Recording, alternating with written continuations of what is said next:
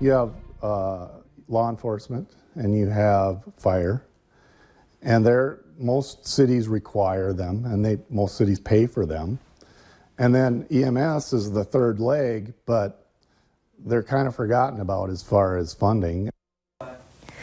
We've all heard the phrase, you don't know what you got until it's gone.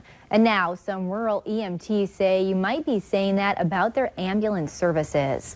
Valley News Team's Veronica Marshall investigates the dire situation our rural EMTs are in and how it could impact you. The first one I ever did was a snowmobile accident down on the river, and he would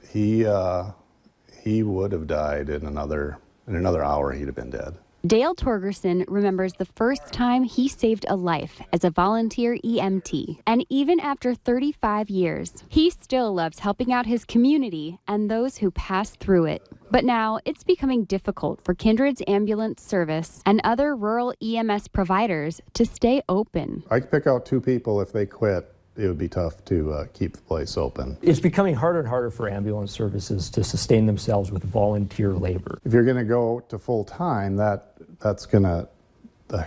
would be a huge funding jump. Because of a new state law, finding funding for some rural EMS services is getting even harder. North Dakota's Rural EMS Assistance Grant used to give Kindred's ambulance service around $40,000 a year. Now, due to a change in the funding formula, Kindred, along with Castleton and Hunter, get nothing. And while they're still open, others haven't been so lucky. In North Dakota, I believe in the last 10 years, we have 7 ambulance services that have closed, and 5 of those have been within the last 5 years. On top of that, 5 others have changed their licensure levels from an ambulance service to a substation. And while closing those services could be devastating for their communities, even if you don't live there, you might feel it too. Many people travel between Bismarck and Fargo, for example.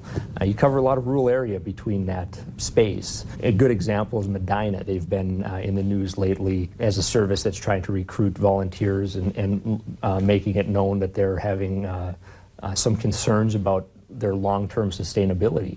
And they're about 30 miles from another ambulance service. And so if that service were to go away and there's a car accident on interstate, they could be waiting for quite a while for an ambulance. So until reliable funding can be secured, Torgerson says rural services like his may not be around when you need them the most. If we don't get the funding we probably should, and people don't think about it like they should, they just assume it's going to be there, and who knows, one day maybe it won't. In Kindred, Veronica Marshall, Valley News Live. The North Dakota EMS Association says the state government appropriates around $6.8 million every 2 years to help ambulance services, but it's not even close to enough to keep rural programs open.